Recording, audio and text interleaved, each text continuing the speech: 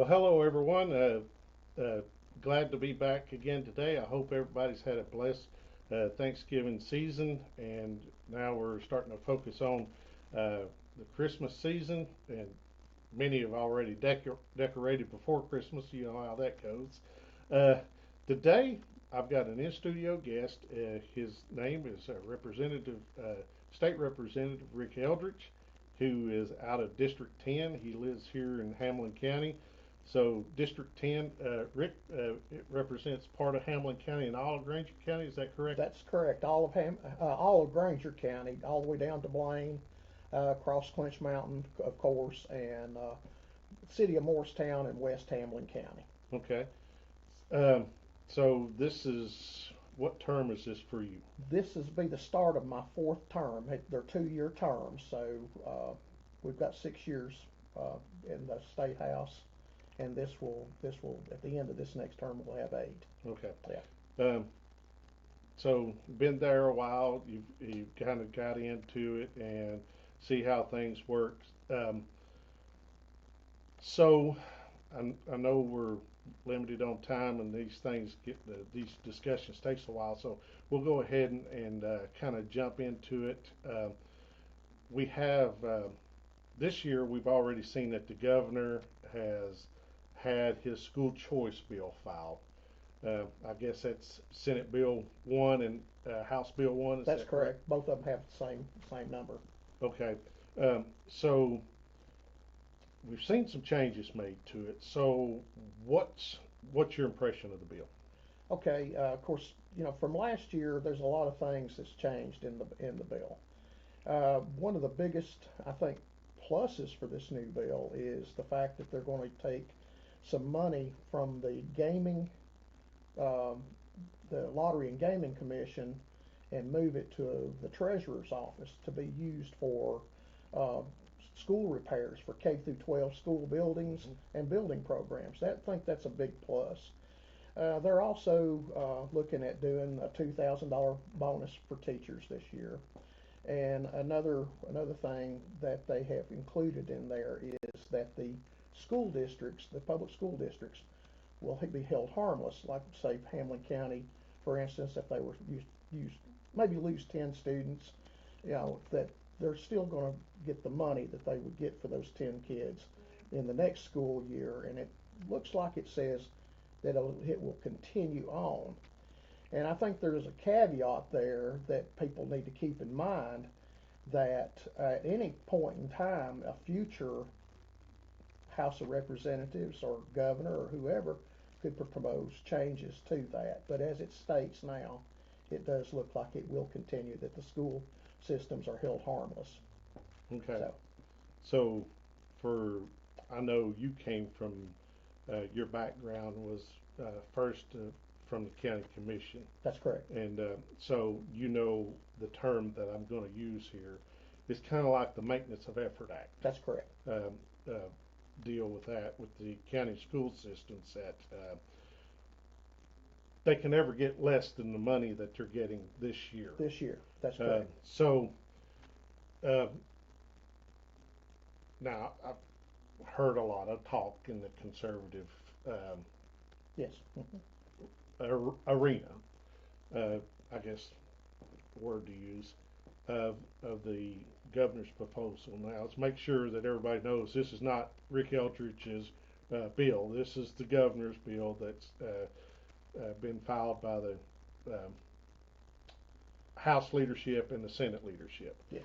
Um, so this is not Representative Eldridge's bill. So let's make sure everybody understands that. Um, with with the money that's going to always be there, so that means that there will not be money taken from any school system. So if that money is going to be there and the money is also being spent, uh, that means we're adding to spending. That's correct. Okay, so that's one of the things that people need to understand, that the spending is going to increase with this. Correct? There is going to be an increase in spending. I don't see any way around that. Right. If this were to pass. And you're saying a lot of the money, some of the money will be coming from the state lottery deal. That's one of the biggest changes that we've seen in reading this. It's an 11-page bill. Last year we had three bills that were proposed, and the House version looked tremendously different from the Senate version and from the governor's version, and there were several things in it that favored public education. But I think the biggest thing with this bill is the fact that they have, and I honestly thought that some of the money should be used for K through 12 education as well. Some of the lottery money.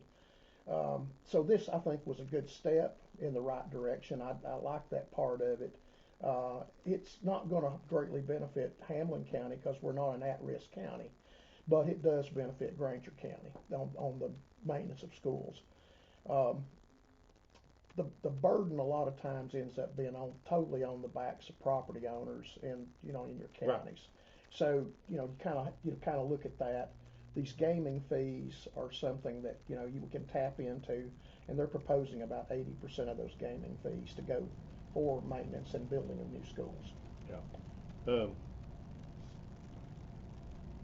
I had another question here. Sorry about that. No, it's fine. It's I'm getting older. Aren't we all? Yeah. But anyway, the question that I had there, it was going to go along with this. So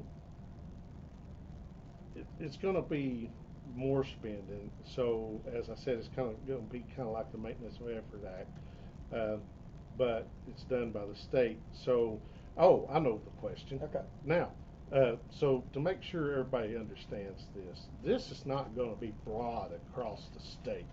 This starts out with, if I'm correct, 20,000 students across the state. That's correct. Correct. That's correct. So how many students do we have in the state of Tennessee? Hundreds of thousands. There's close to 1 million. Yeah, okay. Yeah. So this is, and then if it starts out at 20,000 this year, the most it can increase next year is 5,000. Is that correct? That's correct. So it's gonna start out with 20,000 and then increase 5,000 a year up until whatever. So this is not for those people who are thinking, well, my child is going to be able to go to private school next year. That's probably not going to happen unless you're very, very lucky. Correct? That would be correct. Yeah. And two, we got to keep in mind most of our private schools in this area are full. Yeah. So where are you going to go? Yeah. That's another thing. And this is a little bit of a side note. What I've seen and heard more so is a lot of the public schools are losing more kids to homeschooling than what's being proposed in this education freedom bill. Right. That seems to be more of a concern, I think. And I don't have the numbers for Hamlin County, but Granger County, in their high school alone, the last year and a half, they've lost about 200 kids, and a lot of it has been to homeschooling. So that's another aspect. Homeschoolers don't want anything to do with this. So yes, yeah. And they've made that very clear. So I think they are out of this. They are. That's correct. Okay. They are not in it. And so that was one of the good things that actually come out of the bill. Yes. So, just on a side note for myself, why would people be pulling their kids out of public schools and sending them to private schools and homeschooling them? Just I don't want you to comment on this. This is me. I'm back out here, and if somebody's got a problem with it, they can say something to me. If public schools are so great, why is this happening? And so that's the question. And for me, my question is, if the public schools are so great, don't comment on this. This is me. If public schools are so great, then why are we continuing to want to fund them at the same level? That's me. So, is there anything else in this school choice bill that you think needs to be put out there for the parents of Hamlin County and Granger County, which you represent, that you think they should know? I think we've covered most everything that's in there right now. Um, and as you know, a lot of times what's first proposed ends up getting amended 2 or 3 times. I think they're trying to address most of the issues before we actually get there and vote on it. The I would encourage everybody to go to the Tennessee General Assembly's webpage. There's a bill search window up there. Click HB1 and go to it'll take you to the sponsors and everything. Just click on the HB1, the big one above the sponsor's name. It'll bring that bill up. You can read the entire thing and see exactly what's proposed. Now, one thing that was in last year's bill, and I did talk with Leader Lamberth about this a little earlier this morning, is reduced testing. I think I've heard more about the amount of testing that's done with our kids in public schools. It seems that they teach more to the tests now. Correct. So to me that's an issue, and I think a lot of teachers would really like to have, and I think we need to trust our teachers enough to know that if they're not capable of doing that, they probably don't need to be in the classroom. I think they need to have the ability to say, okay, I can teach to this. I can learn these children what they need to know. I think I'm big on basics. You know, from in elementary school, it needs to be about reading, writing, and arithmetic. Some of the issues that comes up, the social issues, this type of thing. I think that needs to be where the parents are involved, and I think parents need to be more involved with their children and what's happening in the public schools. So, and without, I'm not trying not to comment on what you brought up a little bit earlier and everything, but I'm, that's something that we see. I think that everybody needs to sit down and read that bill, look at it, see what they think. It's not all about what I think. Right. It's what others think. That's kind of where I guess I'd leave that. But parents just need to take a good look, see what they think about the bill, see what what changes would they make, even in the public school systems. I think right now we have a great guy as a superintendent. He seems to be very engaged, and I think he's looking. He's not an educator; he's an administrator. So I think he's looking at what would make our school system better. Not every school system across the state has that. Right. A lot of them struggle, and it's a lot in our bigger cities. So. Yeah, and so if anybody can't tell, Rick and I are kind of older guys. He's a little older than me, but seasoned. We're not older. We're just seasoned. Yeah. We're seasoned, well seasoned, I guess. But the point I was going to make is basically, you and I went to school. Majority of the time we were in school. Well, you were probably out of school by the time the Department of Education was created. Just about, I think. Yeah. So, and the majority of the time when I went to school, the Department of Education didn't exist, or it was just getting formed, and it didn't have the grips on the education system that it does now. So that's some of the stuff that we missed when we were in school. Yep. And we can definitely walk away and shake our head now saying it wasn't like this when we were in school. And even to that point, even to the point of the Department of Education in Tennessee in 1993, if I'm correct, right around that time, the Democrats in Tennessee changed the state law that school directors, school superintendents would be appointed by the school Right. board instead of being elected Elected. by uh, the people in the county or in that school district. So that's some big changes that have taken place since you and I have been were in school, and I think it's caused a lot of the issues as well. I think so too. And I think, not bragging on either one of us, but I think our education in our public schools at that time was excellent. Yeah. I had great teachers here in Hamlin County. I started fifth grade at Fairview Margaret. I actually just went and toured over there with 6 school board members and talked to them about things that were happening. Um, and it was about the basics. We had, our testing was, we had our spelling test on Friday. We'd studied those words all week. We had a pop quiz. We were tested, but Right. we were tested on what we'd studied that in our textbook that week.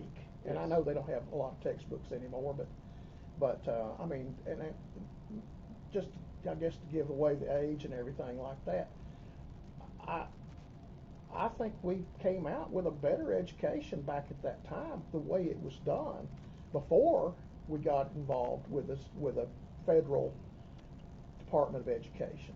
I think if it were to come to pass that they do away with it like it's been proposed, let some of that money flow back to the state and back into the counties.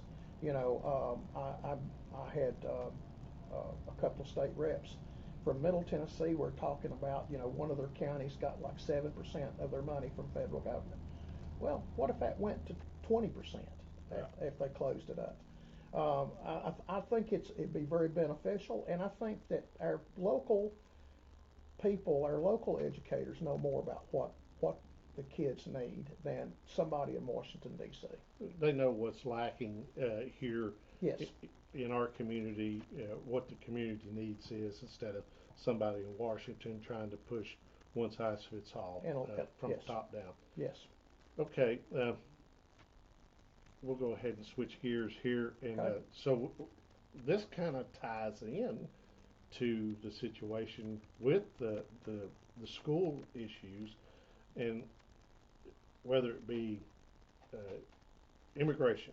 So let's talk about immigration coming into the state. Even from those from up north in Illinois, Pennsylvania, and California or whatever, a lot of folks are moving here. But we also have we know that the Biden administration has brought people in, and to Hamlin County. We know that Hamlin County has a large immigration issue here. Right. I'm not going to call it illegal. Some of it may be, some of it may be legit. But regardless, it's caused an overcrowding issue of our schools. We see these portable classrooms being Right. put up and stuff.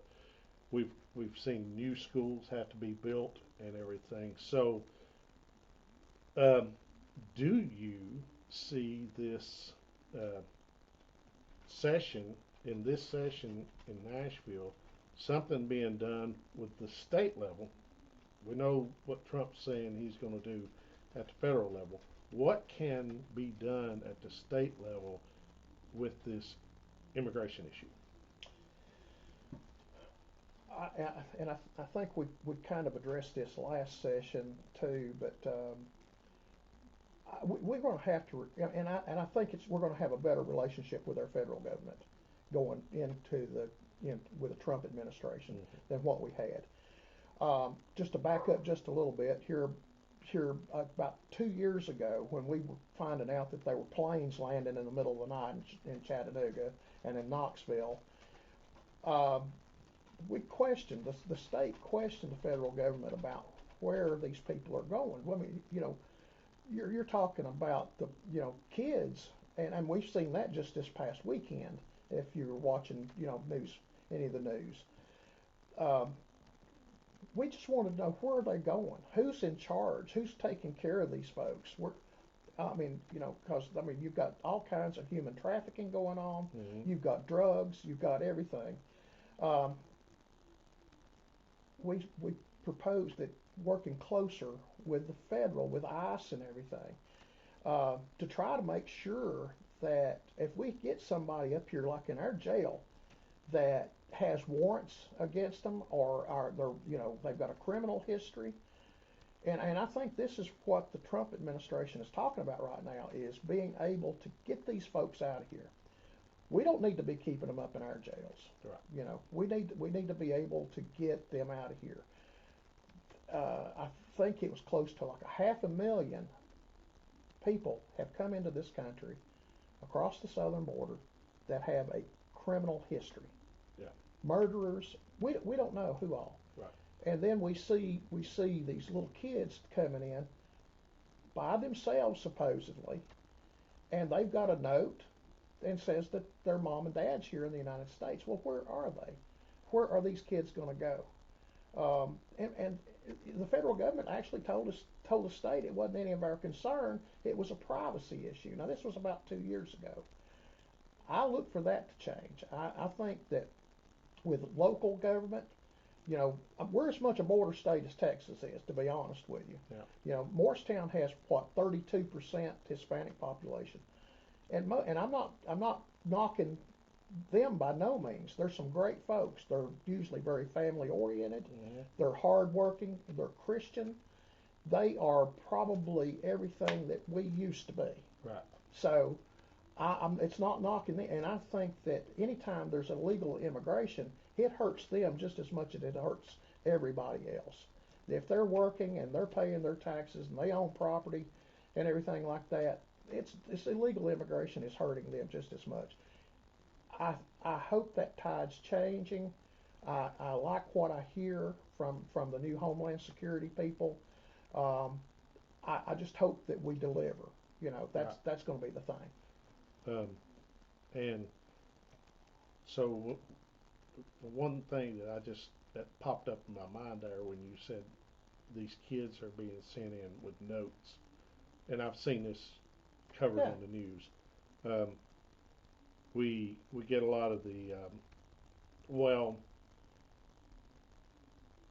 you're not going to separate a child from their family, would you? Well, they're already separated. Exactly. So we're seeing that, and it's sad, and a lot of it is child trafficking. It and, is. we've seen the reports of the address that they've sent to that a strip club in Jacksonville, Florida. Yes.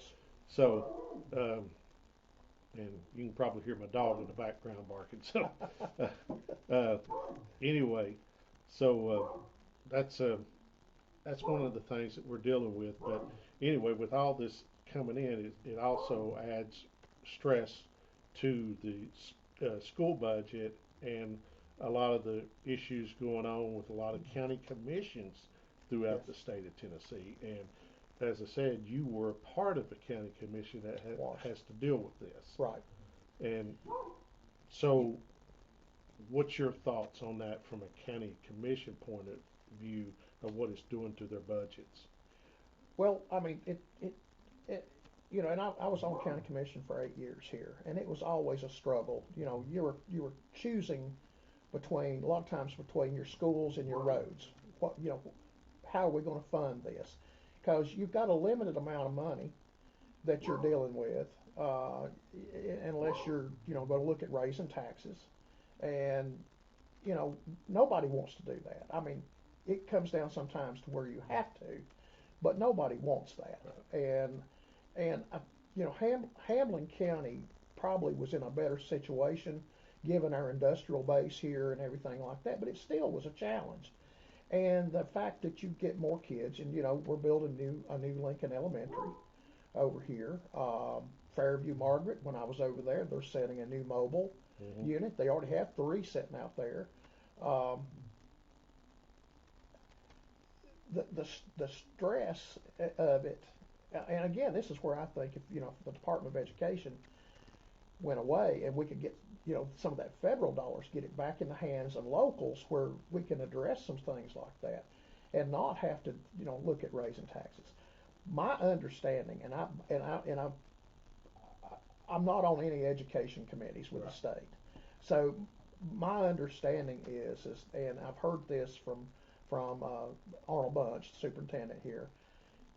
If they come to the door, I don't reckon you can ask them if they're here legally or illegally or whatever. You have to educate them. And his problem is, and what I feel is a problem across Hamlin County, or in some, I think there's like 4 elementary schools, maybe 2 middles, that are predominantly Hispanic. Many of those kids cannot speak English. Not only do they not speak English, their parents don't speak English. He told me about two young men, 14, 15 years old, had never been in a classroom. You can't put them in the first grade. Right. You've got to try to establish some type of an adult education program. Until something has changed about that on federal level, or as we're seeing, I think right now, with the southern border, I understand that Mexico turned away a couple of caravans just over the weekend. I think it's a new day from that standpoint. Hamlin County, the figures I have is over 70% of the kids in our school system are here legally. If they're DACA or whatever, they're born here. That may be part of it. But the other part, apparently, you can't ask. Yeah. So and again, you're talking about, and I'm not so concerned about the Hispanic population here. What worries me is who else is here. Right. That's what bothers me when they talk about Chinese, they talk about Afghans. I forget how many countries, and I have a brother that lives in Arizona. Again, and this is what he said. It's not the Hispanics we're so worried about. It's who else that is being let in, because nobody's being vetted, and that's the problem. You've got to vet folks, and I'm not against immigration by no means, but you need to come here legally. Well, and it gets to, then you hear the excuse, the asylum seekers. Well, why is it that the United States is the only place you can, seek asylum? Yeah. And what about? I mean, if you're seeking asylum from political persecution, Yeah. should that not be in the country next to you, where you can go to? Why does everybody have to make a 2,000-mile trip from Venezuela, ever how far it is? Why not stop in Mexico? Yeah, and seek asylum there. Why does it always have to be the United States? So that's one of the things that's being used, asylum seekers, Right. when it's really not. We've been fed a lot over the last 4 years.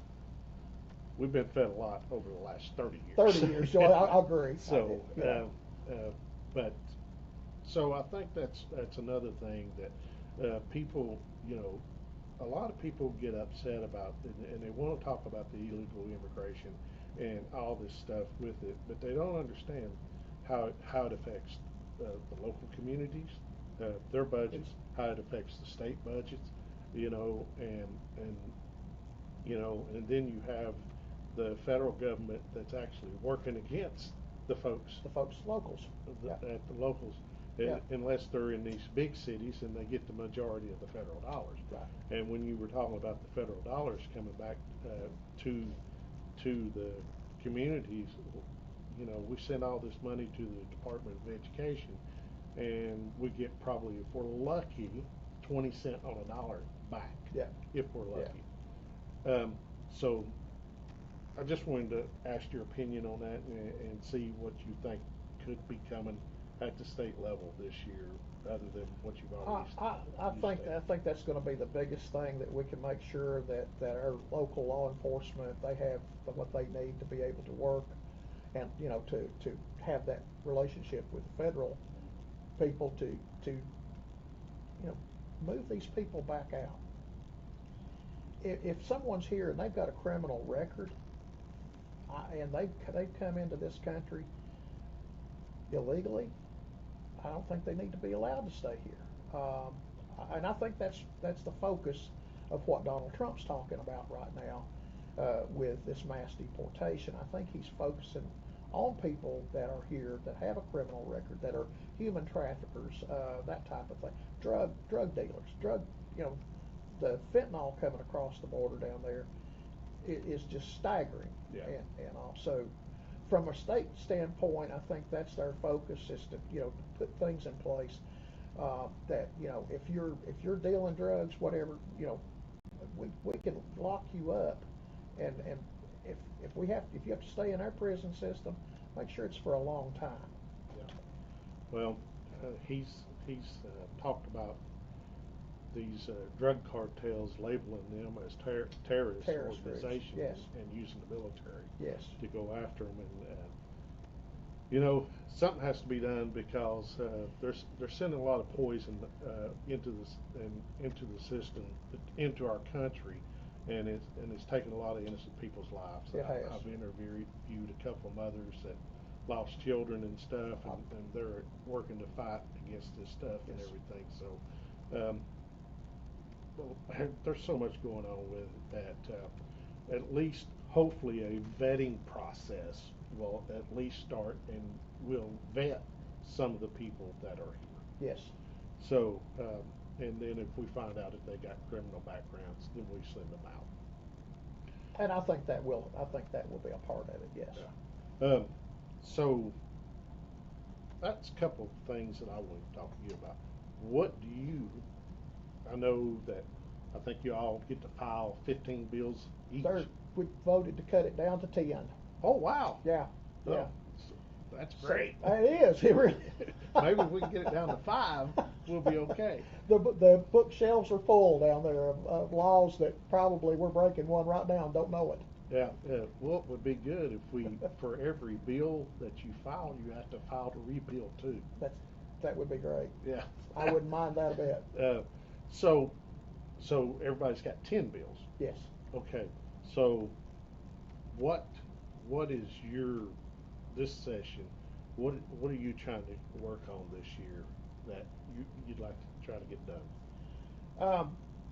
Right now we're working on one that, and I you know, and I didn't even realize this myself, being from East Tennessee and everything. I've lived here about all my life. Oh, I have lived here all my life.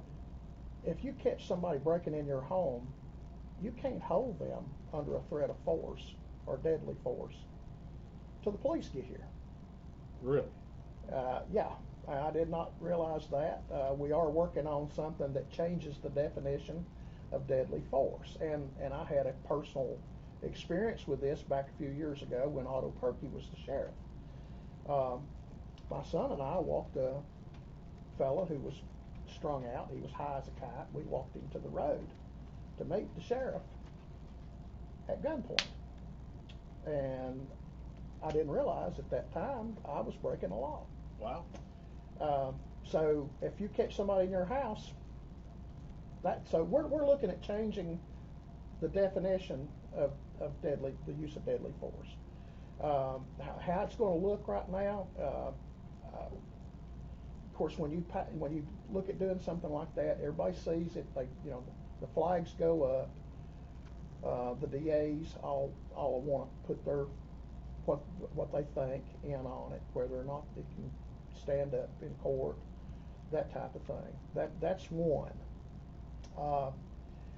The other one is dealing with maybe some stricter or stronger enforcement and maybe fines on some of these hemp stores. They're selling a lot of hemp-derived products now that are actually just like like Delta 9 products. So is that more like the synthetic marijuana? That's stuff? correct. Yes. Okay. So it's not really hemp. After they get done with it, no. The Delta 9, the THC level, if you heat it, it triples the THC level. You might as well be smoking a joint. A lot of these kids are getting the vapes. There's been several situations in some of the, like, and I don't want to name a particular high school or anything like that, where uh, students they've had to call EMS to come and get them, take them to the emergency room. Situation with a local sheriff. His 17-year-old son bought gummies at a little market and ended up in the ER. And a lot of people, when you think about a little gummy, and I know you've seen them as well as I have, a lot of times on the back of that, the instruction says you're only supposed to take 1/4 of that gummy every 6 hours. How many kids are going to read something like that? Right. And this was sitting out on a counter, and it's supposed to be behind, behind glass or behind the counter. So we're looking at making some changes there. We're working with TBI and I think the Sheriff's Association will probably get involved with that. I know the local sheriff that was involved in this is very strong on making some changes. And so that's two things.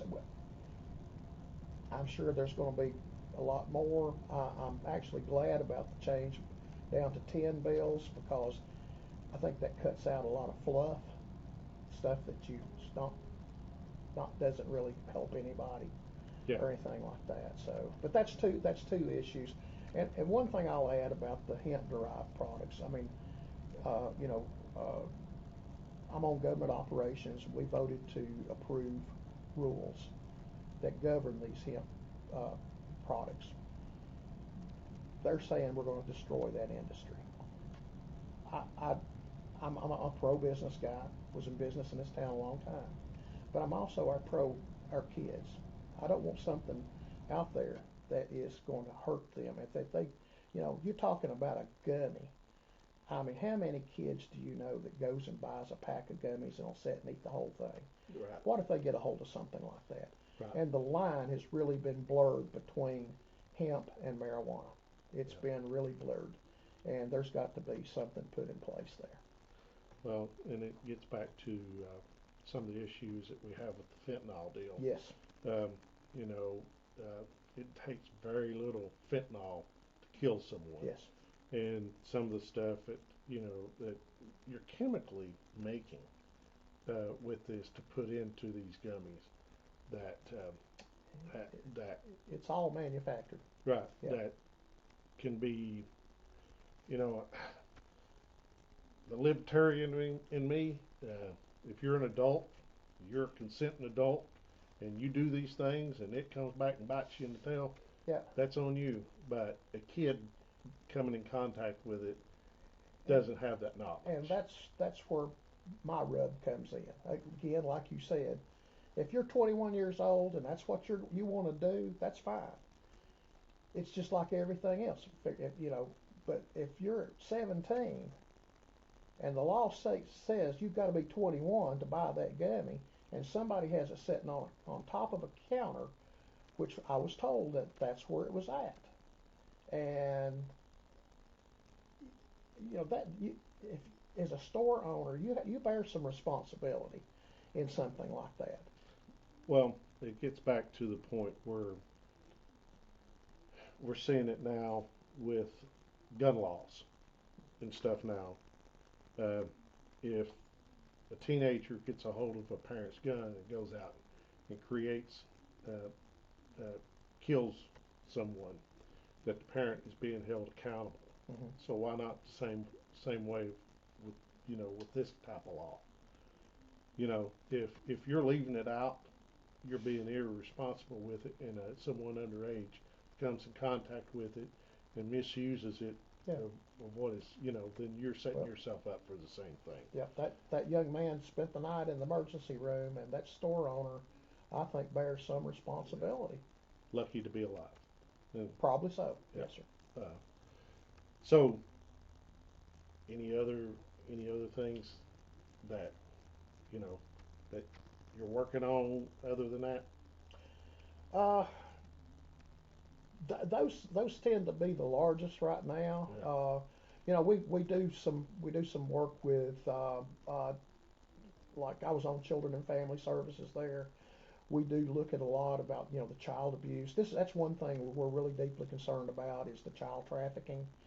Um, you know, I can't fathom a parent just like those kids that they interviewed this weekend. I mean, you're not going to turn your 10-year-old loose to go across a country. No. I mean, there's something wrong there, and I think that's if we can get to the bottom of some of that, um, to me that I mean, if we can't save the next generation, if we can't make things better, then we failed, in my opinion. I think we have to be able to say to our kids, we want you to have a safe environment. We want you to have a good education, be able to get a good job. Uh, and I've seen and heard things in committee that you just wouldn't believe. I Yeah. mean, and it's not just from kids coming from another country. This is moms right here in our state that are selling their daughter for rent money. I mean, it's Yeah. happening. It's happening in this state. These are things that we need to try to get a hold of. There's several groups that I've become aware of down in Middle Tennessee that are laser focused on child trafficking, uh, getting these kids in a different environment. A lot of them don't even know they're doing anything wrong, So um, that's things that I think that I do try to focus on with that. Tennessee, our gun laws, red flag bills just it's dead on arrival, Right. that type of thing, and that's the way it needs to stay. Um, uh, I told a group down there that come to the office when I first went down there, gun control at my house was my grandfather. I knew better than to touch it. I knew where the guns were. I knew they were loaded. You don't touch them, Right. and I knew what that meant. I know kids today. A lot of times that's not always the case, but I mean, I think parents do need to be responsible. If you've got young children, you don't want to leave a gun in a nightstand drawer or anything like that where they can get easy access to it. Yeah. They're Kids are going to be they're curious. kids. They're curious. Yeah. Absolutely, Yeah. absolutely.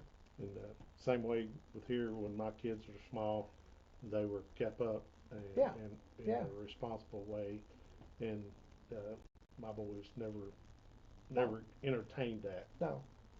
for a couple of reasons. Well, there was one main reason I didn't, Yeah. and all. But yeah, I mean, we probably grew up a lot, Yeah. the same in that respect, and it was, you know, again, you knew where they were, but you knew better than to Yeah. touch them.